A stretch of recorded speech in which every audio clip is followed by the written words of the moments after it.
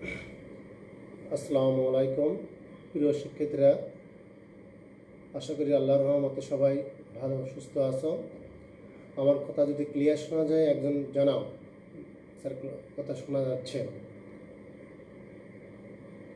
কথা শোনা যাচ্ছে? ওকে, থ্যাংক ইউ। আজকে আমরা ক্লাস 9-এর অধ্যায় 2-এর শেষ ক্লাসটা করব। অধ্যায় 2 হচ্ছে কম্পিউটার ও কম্পিউটার ব্যবহার করে নিরাপত্তা।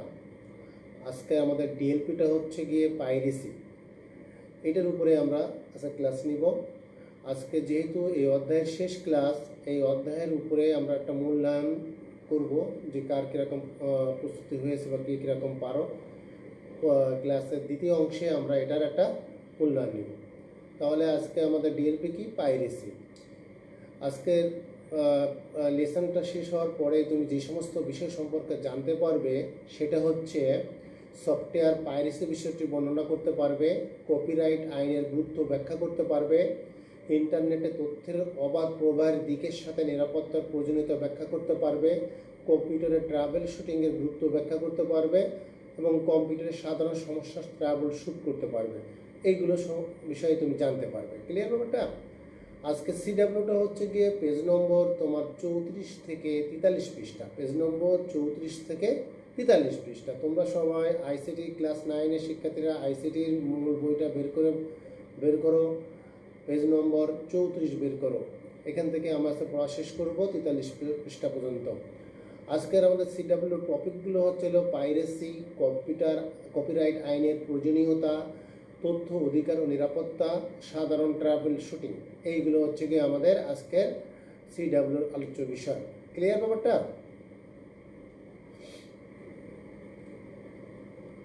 ওকে, তোমরা বইয়ের পেজ নম্বর 34 বের করো। 34-এর প্যারা নম্বর 2 পাইরেসি, এটা নিয়ে আমরা এখন আলোচনা করব। বইয়ের পেজ নম্বর 34, ক্লাস 9-এর আইসিটি বইয়ের পেজ নম্বর 34 এবং প্যারা নম্বর 2 দেখো পাইরেসি দেওয়া আছে। এটা নিয়ে আমরা এখন আলোচনা করব। লেখক, শিল্পী, সৃজনশীল কর্মীদের তাদের নিজেদের সৃষ্টিকর্মকে সংরক্ষণ করার অধিকার দেওয়াই কপিরাইট আইনের লক্ষ্য। ক্লিয়ার? সাধারণভাবে এটি মুদ্রিত পুস্তকের কপিরাইট ভঙ্গ করে সেটি পুনর্মুদ্রণ করা যথেষ্ট ঝামেলাপূর্ণ ও ব্যয়বহুল। কিন্তু কম্পিউটারের বেলায় যে কোনো কিছুর কপি বা অবিকল প্রতিলিপি তৈরি করা খুবই সহজ।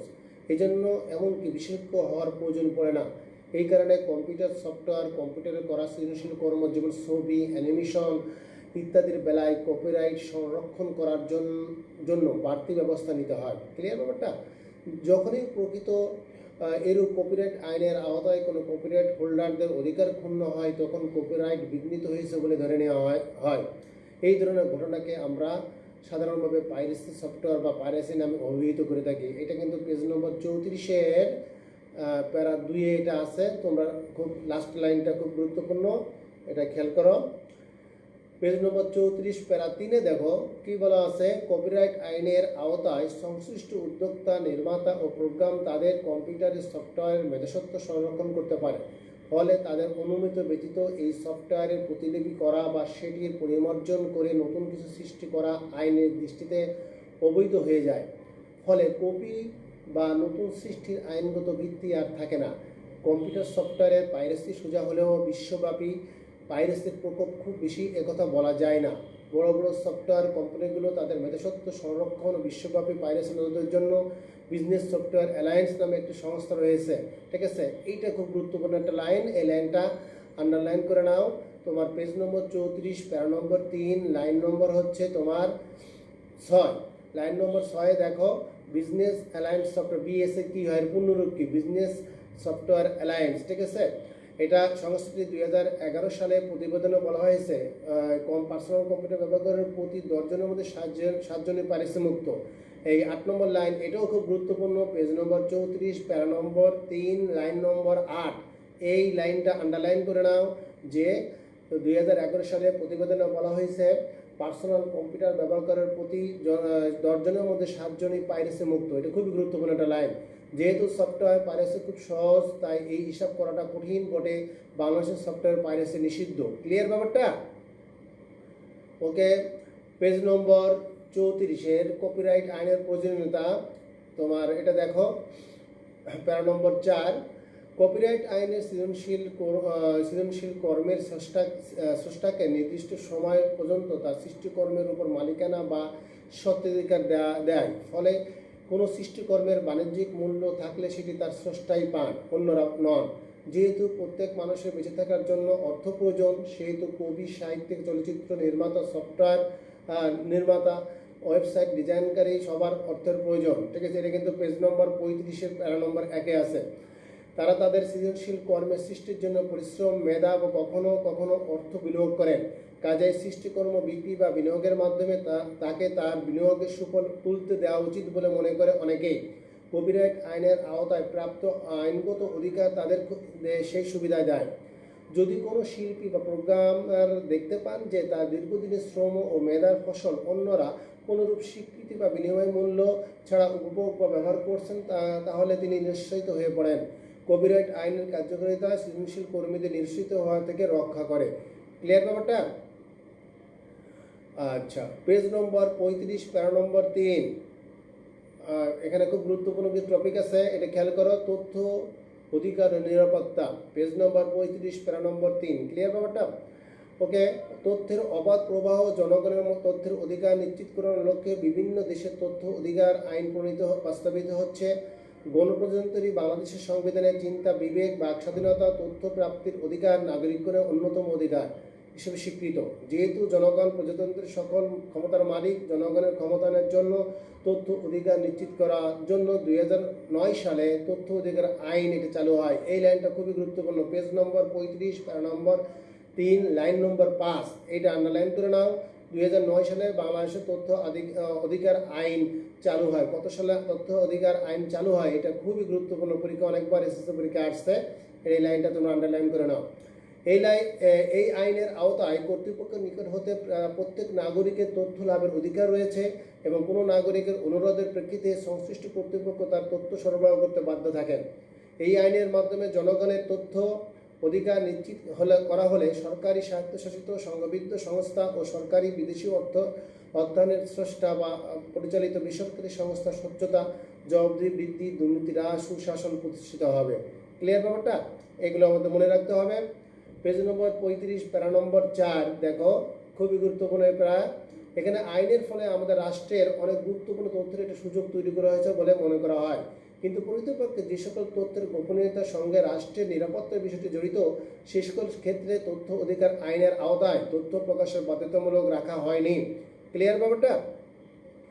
রাখা হয়নি। যেমন ধরা যাক পরীক্ষার প্রশ্নপত্র।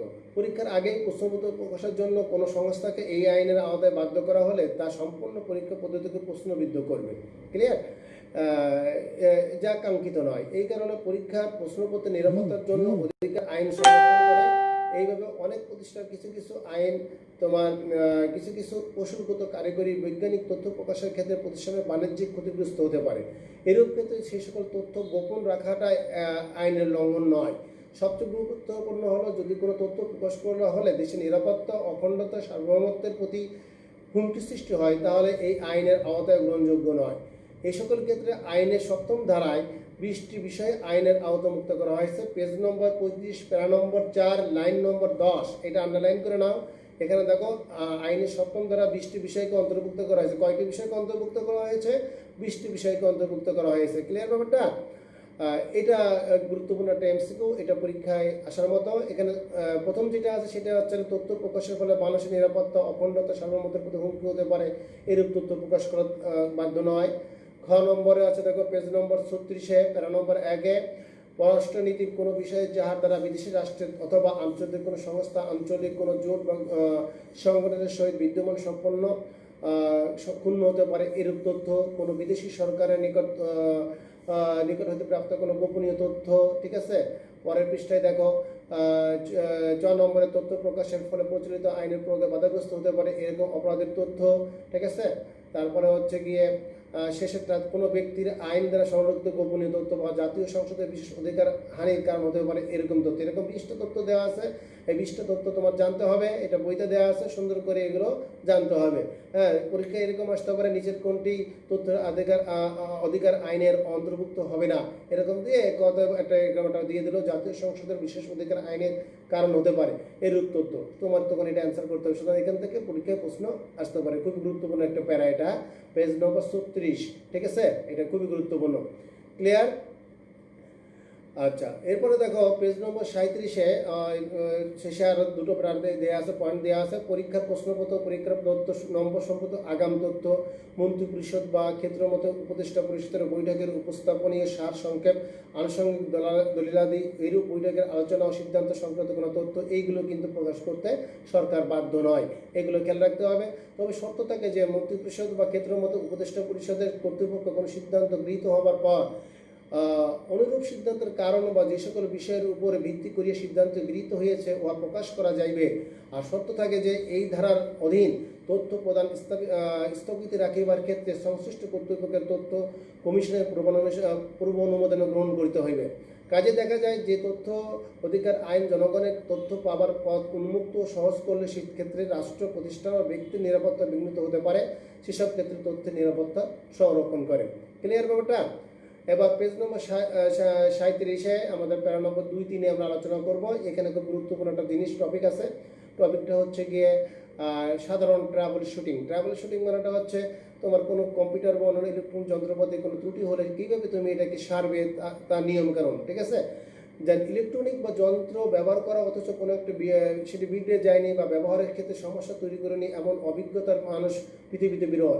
কিছু কিছু সমস্যা খুব সাধারণ, আবার কিছু সমস্যা জটিল। সাধারণ সমস্যাগুলো অনেক সময় ব্যবহারকারী ঠিক করে ফেলতে পারে, জটিল সমস্যার ক্ষেত্রে অভিজ্ঞ কারোর মাধ্যমে ঠিক করতে হয়। কম্পিউটার বা আইসিটি যন্ত্রগুলো এই ব্যতিক্রম নয়। তোমরা যারা ইলেকট্রনিক যন্ত্র ব্যবহার করো তারা নিশ্চয়ই লক্ষ্য করেছো প্রত্যেকটি যন্ত্রের সাথে একটি করে ম্যানুয়াল বা ব্যবহার নির্দেশিকা থাকে। এই নির্দেশিকার একটি বৈশিষ্ট্য হলো শেষ দিকে 1 বা 2টা পৃষ্ঠা থাকে, যার শিরোনাম হলো ট্রাভেল শুটিং। ট্রাভেল শুটিং অংশে সাধারণত সমস্যার প্রকৃতি ও এর সমাধান দেওয়া থাকে। ট্রাভেল শুটিং হচ্ছে সমস্যার উৎস বা উৎপত্তিস্থল নির্ণয়ের প্রক্রিয়া। সাধারণত এটা খুব গুরুত্বপূর্ণ একটা লাইন। ট্রাভেল শুটিং হচ্ছে গিয়ে সমস্যার উৎস বা উৎপত্তিস্থল নির্ণয়ের প্রক্রিয়া। পেজ নম্বর 37, প্যারা নম্বর 3-এর 2-এর লাস্ট লাইনটা, এটা তোমরা খেয়াল করবে।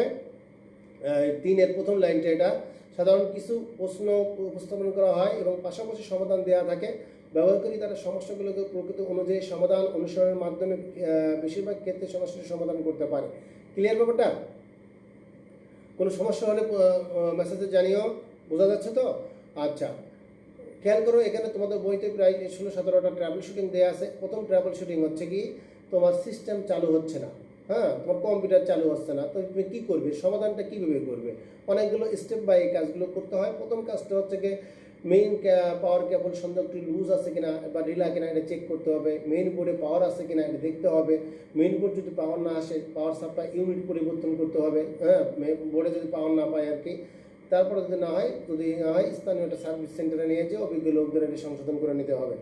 তারপরে দেখো 2 নম্বর প্রবলেমটা কি দেওয়া আছে, সিস্টেমে সঠিক চলছে কিন্তু মনিটরে কিছু দেখা যায় না। তো কম্পিউটার চলতেছে কিন্তু মনিটরে কিছু দেখা যাচ্ছে না। এই ধরনের প্রবলেম হলে তুমি কি করবে? 9টা ধাপে এই সমস্যার সমাধান করতে হবে। 1 নম্বর ধাপটা হচ্ছে গিয়ে সিস্টেমকে বন্ধ করে মেইন সিস্টেম থেকে পাওয়ার কেবলটি খুলে ফেলতে হবে। মেমোরি স্লট থেকে র্যামকে বের করতে হবে। একটি ইরেজার দিয়ে র্যামের কানেক্টরগুলোকে ঘষে পরিষ্কার করতে হবে। শক্ত ব্রাশ দিয়ে সবগুলো র্যাম স্লটকে পরিষ্কার করতে হবে। র্যাম ইনস্টল না করে কম্পিউটার চালু করা বা কোনো বিপ সাউন্ড হয় কিনা সেটা খেয়াল করতে হবে। যদি বিপ সাউন্ড শুনতে পাও তবে কম্পিউটার বন্ধ করে র্যাম ইনস্টল করে কম্পিউটারে চালু করতে হবে। যদি কোনো বিপ সাউন্ড হয় তবে বুঝতে হবে র্যামটি সমস্যাযুক্ত। এবার ডিসপ্লে না আসলে নতুন র্যাম লাগাতে হবে। র্যামকে প্রতিস্থাপন করে আবার চেক করো। অধিকাংশ ক্ষেত্রে ডিসপ্লে না আসার কারণ র্যামের সমস্যা। শেষ পর্যন্ত সমাধান না হলে এটা অভিজ্ঞ মানুষকে দেখিয়ে এটা সমাধান করে নিতে হবে। ক্লিয়ার ব্যাপারটা?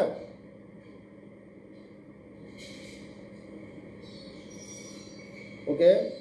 3 নম্বরটা হচ্ছে গিয়ে সিস্টেম অত্যন্ত গরম হয়ে যায় এবং অস্বাভাবিক হঠাৎ বন্ধ হয়ে যায়, ঠিক আছে। সিস্টেমটা তোমার হঠাৎ করে গরম হয়ে যাচ্ছে এবং মাঝে মাঝে এটা বন্ধ হয়ে যাচ্ছে। এই ধরনের যদি প্রবলেম হয় তাহলে তুমি কি করবে? এটা সমাধান করতে 5টা ধাপে তোমার এটা করতে হবে। হ্যাঁ, কেসিংটি খুলো, কম্পিউটারের কেসিংটা মাদারবোর্ড থেকে সতর্কতার সাথে সিপিইউ প্রসেসর ফ্যানটি সরাতে হবে, কিন্তু প্রসেসর সরানো যাবে না। হয়তো দেখবে হিট সিঙ্ক এর প্রচুর ধুলোবালি জমে আছে, যা বায়ু চলাচলে বাধাগ্রস্ত করে, ফলে তাই সিপিইউ ঠান্ডা হতে পারছে না। হিট সিঙ্কের ফ্যানটি ভালোভাবে পরিষ্কার করে পুনরায় ইনস্টল করো এবং এটি ক্যাবিনেটের মধ্যে করে কম্পিউটার চালু করতে হবে। সমাধান না হলে স্থানীয় কোনো সার্ভিস সেন্টারে নিয়ে অভিজ্ঞ কোনো কাউকে দেখাতে হবে। ক্লিয়ার ব্যাপারটা? এরকম দেখো তোমার বইতে অনেকগুলো 4, 5, 6 আছে, পাওয়ার অন করলে ডিসপ্লে আসার পর কম্পিউটার হ্যাং হয়ে যায়, সবগুলো জানতে হবে। কম্পিউটার কোনো হ্যাং হয়ে যাচ্ছে, রিবুট রিস্টার্ট করা হয়ে যাচ্ছে, এটা তোমার শিখতে হবে। কম্পিউটার মেটাল স্পর্শ করতে লক শক হয়ে যায়, এটা গুরুত্বপূর্ণ। 8 নম্বর পয়েন্টটা দেখো, কম্পিউটারে তুমি হাত দিলে, কেসিংয়ে হাত দিলে শক করতেছে, তখন তুমি কি করবে? কম্পিউটারকে তথা মেটাল অংশে স্পর্শ করলে যদি শক করে, তাহলে বুঝতে হবে তোমার কম্পিউটারে আর্থিং হয়ে গেছে। হ্যাঁ, আর্থিং করা নাই, সেক্ষেত্রে একজন ইলেকট্রিশিয়ান এনে তোমার আর্থিং করে নিতে হবে। কম্পিউটার তারিখ এবং সময় ঠিক মতো থাকে না, অথবা বায়োসের কোনো অপশন পরিবর্তনগুলো তার সেভ হয় না, তো এই সমস্যা হলে তুমি কীভাবে এটাকে সমাধান করবে? মাদারবোর্ডে CMOS complementary metal oxide semiconductor battery আছে, যেমন আমরা ঘড়িতে ব্যাটারি ব্যবহার করি, ঠিক ওর একটা ব্যাটারি আছে মাদারবোর্ডে, ওই ব্যাটারিটা খুলে নতুন একটা ব্যাটারি লাগাতে হবে। ঠিক আছে, সিমোসের পূর্ণরূপ হচ্ছে কমপ্লিমেন্টারি মেটাল অক্সাইড সেমিকন্ডাক্টর। এটা কিন্তু পরীক্ষায় আসতে পারে এমসিকিউ হিসাবে, বুঝতে পারছে? এটা খেয়াল করবে। তারপর আছে 10 number point, boot disk fail আর hard disk not found message আছে, এটা তোমার ভালো করে শিখতে হবে, বইতে দেওয়া আছে, দেখবা যে 3টা ধাপে এটা সমাধান করতে হবে। 11 number, out of memory, not enough memory message, এই ধরনের প্রবলেম হলে কী করতে হবে সেটা দেওয়া আছে। 12 নম্বরকে কিবোর্ড কাজ করে না, সেক্ষেত্রে তুমি কী করবে? মাউস ডিটেক্টর কাজ করে না, এটা পড়বে। তারপরে 14 নম্বর, মনিটরে কোনো পাওয়ার নাই, মনিটরে 15 নম্বর, মনিটরে পাওয়ার বা চালু কিন্তু পর্দায় কোনো ছবি দেখা যায় না। আর 16 নম্বর, এটা খুব গুরুত্বপূর্ণ, লাস্ট আমি দ্বিতীয় অংশে চলে যাবো, বিদায় ওইগুলো তোমাকে আলোচনা করলাম না, ওগুলো বইতে দেওয়া আছে, তোমরা একটু পড়ে নেবে। এই প্রিন্টারে প্রিন্ট হচ্ছে না, এটা গুরুত্বপূর্ণ। আমাদের কম্পিউটারের সাথে প্রিন্টারও একটা গুরুত্বপূর্ণ ইলেকট্রনিক ডিভাইস, কারণ হচ্ছে গিয়ে আমাদের প্রিন্টারে প্রিন্ট করতে হয়, অনেক সময় দেখা যায় প্রিন্ট হচ্ছে না, তখন এটা 8টি স্টেপ করে এটাকে সমাধান করতে হয়। প্রথমে প্রিন্টার কেবলটি সঠিক মতো আছে কিনা চেক করতে হবে, প্রিন্টার অন চালু আছে কিনা দেখতে হবে, কম্পিউটারের সাথে প্রিন্টার ডেটা কেবল সংযুক্ত আছে কিনা এটা দেখতে হবে, প্রিন্টারের ভিতরে কোনো প্রকার কাগজ কিংবা অন্য কিছু আটকে আছে কিনা এটা প্রিন্টার খুলে ভালোভাবে পরীক্ষা করতে হবে। প্রিন্টারের কার্টিজ কালি আছে কিনা, প্রিন্টারে কার্টিজ খুলে ভালোভাবে নিয়ে দিতে হবে। প্রিন্টার চালুর সাথে সাথে যদি লাল কিংবা হলুদ ব্লিঙ্কিং বাতি জ্বলে ওঠে, তাহলে প্রিন্টার রিসেট বাটন চাপ দিতে হবে। যদি সমস্যার সমাধান না হয়, নতুন প্রিন্টারের সাথে সর্বাগ্রে ড্রাইভারটি সফটওয়্যার ইনস্টল করতে হবে। এইভাবে তোমার সমস্যাটা সমাধান করতে হবে। ক্লিয়ার ব্যাপারটা? এইভাবে তুমি কিন্তু তোমার প্রিন্টারে সমস্যার সমাধান করতে পারো। ক্লিয়ার? আমরা ক্লাসের দ্বিতীয় অংশে চলে যাব, আমরা স্লাইড শোয়ের মাধ্যমে একটা মূল্যায়ন টেস্ট নিব, সবাই খেয়াল করো।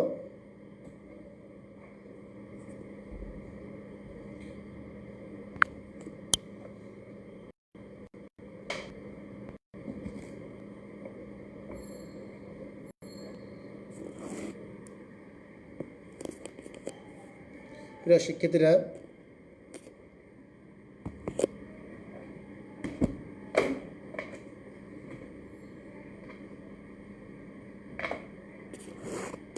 আশা করি স্ক্রিন ভালো দেখতে পাচ্ছ তোমরা। ক্লিয়ার? হ্যাঁ, ক্লিয়ার। আচ্ছা, দেখো, আমার নাম আসাদুজ্জামান, এটা তো আগেই জানা আছে। কোনো সমস্যা হলে এখানে ফোনে যোগাযোগ করবে। তারপরে আজকে আমাদের ক্লাস ছিল আইসিটি ক্লাস 9, 30 তারিখ। আজকে ডিএলপি ছিল পাইরেসি অধ্যায় 2 এর উদ্দেশ্য ছিল এটা, অলরেডি আলোচনা করা হয়েছে। সিডাব্লিউ ছিল এটা। আচ্ছা, এরপরে আমি তোমাদেরকে বলছিলাম যে 3টা টিপস দেবো, যে পরীক্ষায় এসএসসিতে A+ পাওয়ার জন্য তোমার 3টা টিপস আছে। 3টা টিপস ভালো করে খেয়াল করো। সেটা কীভাবে? 3টা জিনিস, এই 3টা জিনিস খেয়াল করলে তুমি ভালোভাবে করলে এসএসসিতে ইনশাল্লাহ আইসিটি সাবজেক্টে A+ পাবে। প্রথম টিপসটা ছিল কি? 1 নম্বর, বোর্ড বইটা ভালো করে বারবার পড়তে হবে এবং আন্ডারলাইন করতে হবে। 2 নম্বর টিপসটা ছিল হচ্ছে গিয়ে তোমার বোর্ড বইয়ের গুরুত্বপূর্ণ লাইনগুলো ফ্রেশ খাতায় তুলতে হবে, খুব গুরুত্বপূর্ণ পয়েন্ট এটা। 3 নম্বর টিপসটা ছিল হচ্ছে আজকে লাস্ট টিপস, এটা যে বোর্ড বইয়ের উল্লেখিত সংখ্যা ও সাল আলাদা করে শ্রেণী ফ্রেশ খাতা তুলতে হবে। এটা কারণটা হচ্ছে গিয়ে আমরা সাধারণত সংখ্যা এবং সালটা ভুলে যাই। হ্যাঁ, এসে টাইপ কথা বা গল্পজনক এগুলো আমাদের মনে থাকে, কিন্তু সংখ্যা এবং এটা আমরা ভুলে যাই। এই জন্য এটা আলাদা করে রাখতে হবে, এটা বারবার পড়তে হবে, তাহলে তোমার মাথার মধ্যে ঢুকে যাবে আর এটা ভুলে যাবে না। এই তিনটা জিনিস যদি তুমি করো আইসিটি বইয়ের ক্ষেত্রে, তাহলে তুমি অবশ্যই এই সাবজেক্টে A+ পাবে এসএসসি পরীক্ষায়। হ্যাঁ, ক্লিয়ার ব্যাপারটা? আচ্ছা, আমাদের আগামী ক্লাসের এইচপি থাকবে 34 থেকে 43 পৃষ্ঠার মধ্যে 20টা এক কথায় প্রশ্ন উত্তর তৈরি করবে, 20টি এক কথায় প্রশ্ন উত্তর তৈরি করবে। ক্লিয়ার? 20টা এক কথায় প্রশ্ন উত্তর তৈরি করবে। ওকে, ক্লিয়ার দেখা যাচ্ছে এবার? ওকে, আচ্ছা এবারে দেখো, আগামী ক্লাসে আমরা অধ্যায় 3-এর উপরে ক্লাস নিব। আমার শিক্ষা ইন্টারনেট বোর্ড বইয়ের পৃষ্ঠা 44 থেকে তোমার 47 পৃষ্ঠা পর্যন্ত। এবার একটা পরীক্ষা বা মূল্যায়ন টেস্ট হবে, সবাই খেয়াল করে দিকে কে কিরকম অ্যান্সার করতে পারো, অনুসরণে ভিত্তিক করব। 1 নম্বর প্রশ্ন, টেম্পোরারি ফাইল বেশি হলে কি ঘটে, কে বলতে পারো দেখি? কোনটা হবে, কে বলতে পারো? উত্তরটা হবে হলো কম্পিউটার স্লো হয়ে যায়, ক।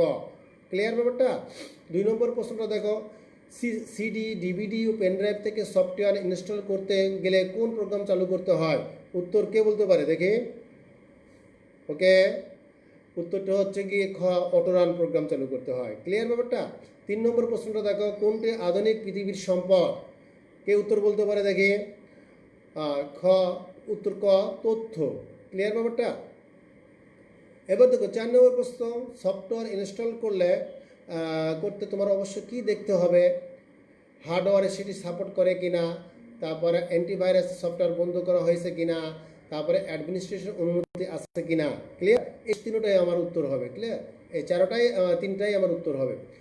এবারে আছে তোমার নিচের উদ্যোগটা পড়ো, 5 আর 6 নং প্রশ্ন উত্তর দাও। দেখো ইকরাম সাহেব দেখছেন যে কয়েকদিন ধরে তার কম্পিউটার হঠাৎ বন্ধ হয়ে যায়, আবার চালু হয়, আবার লক্ষ্য করলে কম্পিউটার কাজের গতি কমে গেছে। তাই তার মনে পড়লো বন্ধুর পেনড্রাইভ থেকে একটি গান কপি করার জন্য এটা শুরু হয়েছে। হ্যাঁ, এটা পার্ট 3 থেকে এটা তোমার দৃশ্যকল্পটা নেওয়া হয়েছে।